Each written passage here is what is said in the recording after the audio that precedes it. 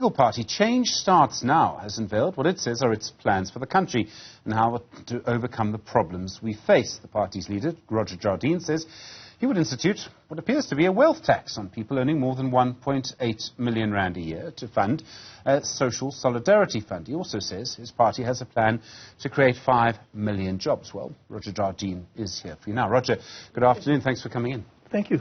A social solidarity fund, how would it work? So it's based on the premise that it's time for South Africans who are rich to share common cause with South Africans who are poor. We know we have a major problem of poverty and hunger in our country. And to get to addressing the social problems in our country, we need to do it urgently. And so in forming our manifesto, we looked at what's the best way to do that. Now we know that our government's balance sheet is really stressed. We need money to do these things. So how are we going to do it? We've come up with a plan which involves fixing SOEs as well. There's R1 trillion in there. We can talk about that. But in terms of the regrow and rebuild fund that we want to implement, we're proposing a 1.5% tax on wealth over 40 million, if you have 40 million rand in assets or more. We're proposing an increase in corporate tax of over 4%. This is a 3-year temporary levy.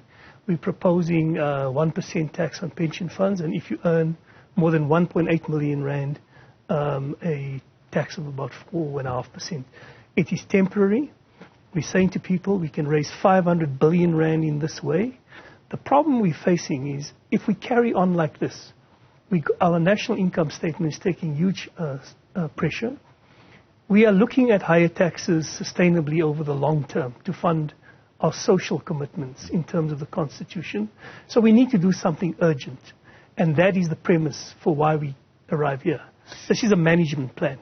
Who would manage that money? Would it just be, the tax goes to SARS in the normal way and then go into government? Now, this is a very important point because taxpayers, we hear routine talks of tax revolts and tax withholding and that sort of thing. The contributors to this fund will need to know that it will not just vanish into another black hole, so to speak. So what we're envisaging is to run this fund separately. You'll need a separate act of parliament in terms of the Constitution. It would be overseen by a panel of South Africans with tried and tested expertise, chaired by a chairperson of stature and expertise. And people contributing will be able to see what projects this money is being spent on and what the result of that is. So there'll be utter transparency. It won't vanish into the fiscus. It sounds very similar to what happened during COVID. It's broadly the same. But for a jaded taxpayer contributing to this fund, they will want to know that the money is being used properly, and we've dealt with that in the Charter. So the middle classes, as you know, have a loud voice in society. They moan a lot, and people have to listen to them moan a lot. And they, I suspect, no matter with the best will in the world, they may accept your good intentions, they're still going to moan at this. And people who are not in the middle classes one day want to be in the middle classes, and so don't really want an increase in taxes for the middle classes either, because they hope to be there one day. And the risk, of course, that at the end of 3 years, you decide, well, actually, let's just make it permanent. Well, our undertaking is that it's a temporary levy. The middle class today needs to, I think, see the runway, and it's not looking great. As our income comes under stress and strain, the likelihood of more taxes is on the horizon anyway.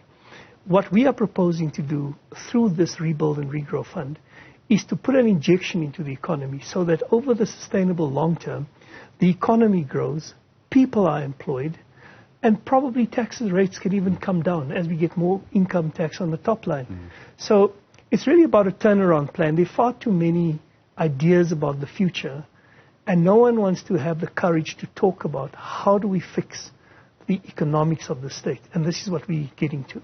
You're the only person I know, apart from people on the sort of hard left, maybe soft left, who've suggested a big increase in taxes. So it's interesting to see. You say you want to create 5 million jobs. Now, every political party is going to go into this election promising jobs. How would you do it? Yeah, so, it's not a thumbsuck.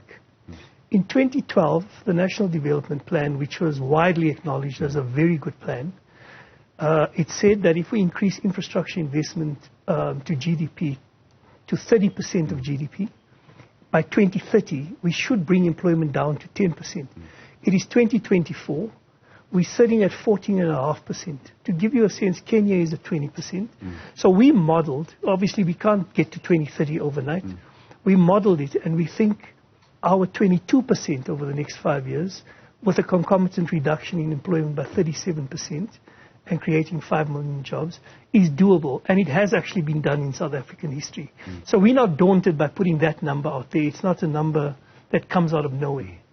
So this would be fixing roads, fixing potholes, fixing Eskom, fixing water, fixing everything, all of that. Fixing everything. Yeah. Could we party that?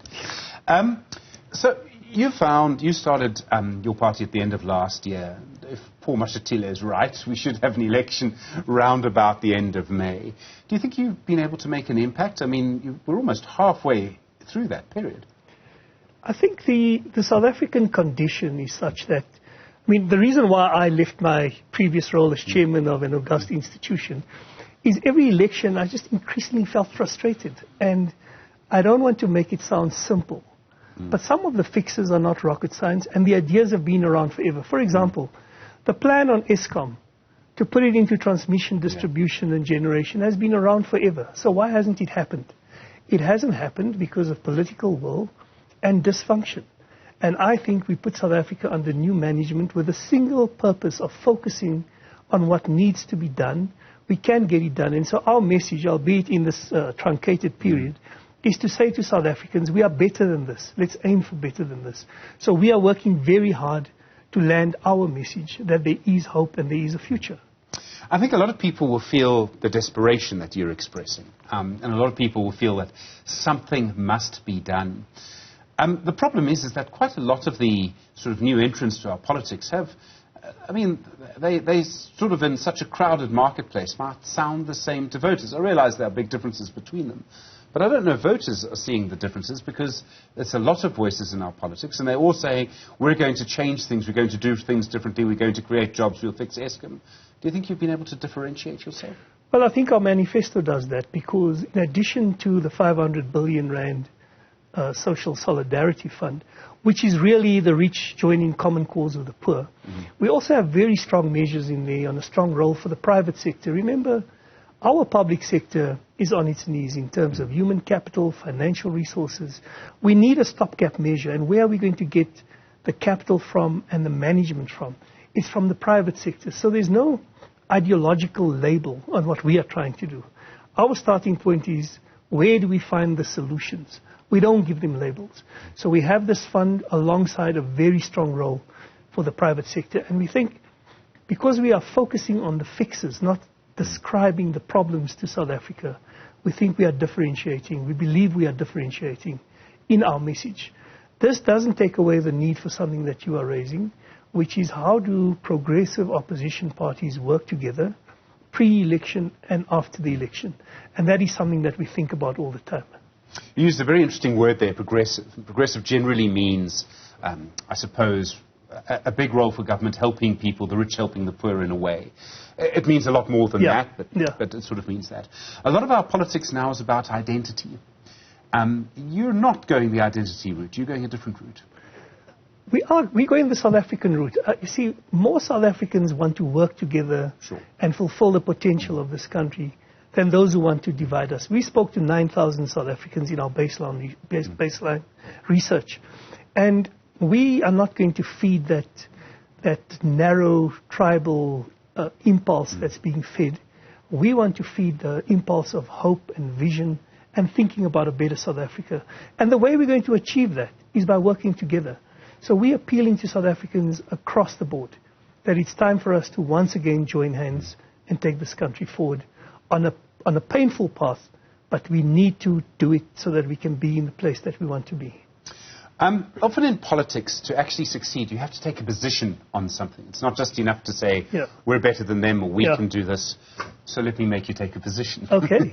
Is what is happening in Gaza a genocide? It is. I think it's very clear that the situation in Gaza is horrific and it's untenable and it has to stop. I don't think anybody with a heart, regardless of where you sit on the spectrum. I mean, I can't fathom the residents of Israel waking up on the 7th of October to the murder and mayhem that they experienced. And so I unconditionally condemn Hamas's actions on the 7th of October. But we know that conflict didn't start on the 7th of October. And South Africans have always generally supported Palestinian statehood. It resonates with us. It's a struggle of dispossession and sovereignty and the right to self-determination. It has to stop. I think the International Court of Justice made a ruling on what's going on there. So I'm very clear in my own mind. We need to stop the violence and the genocide, and we need urgently talks on a two-state solution. And your political party, I mean, I presume at this stage you're the leader of it. You would be the presidential candidate, I'm guessing. If you only win one seat in the National Assembly, and this is a question I'm asking everybody who sits in this chair contesting for elections, if you only win one seat in the national election, in the National Assembly, it would be quite a frustrating 5 years with that one seat. But do you make a commitment to the people of South Africa that you would serve out those 5 years? I make a commitment that if we get one seat and that one seat, I will be there. What we're seeing now pre-election is discussions amongst parties on how best to put their best foot forward at the election, either before or after. And so I think anyone who sells a vision to the country and actually stands in an election needs to follow through. We remember there were other lone voices in that parliament that came with visions for the future. So it's not entirely lost. But let's remember the reason why we are here, why I am here, is because I think this election in 2024 is a very important election. We will have a different conversation in this country in 2029 if we have more of the same. And so my message to South Africans and to voters is there are consequences to the way we have been voting over the years. Let's use our vote to put South Africa on a different path. And a change starts now. We say, let's get into the change lane. South Africans are talking about change. Roger Jardine, thank you. Leader of Change Starts Now.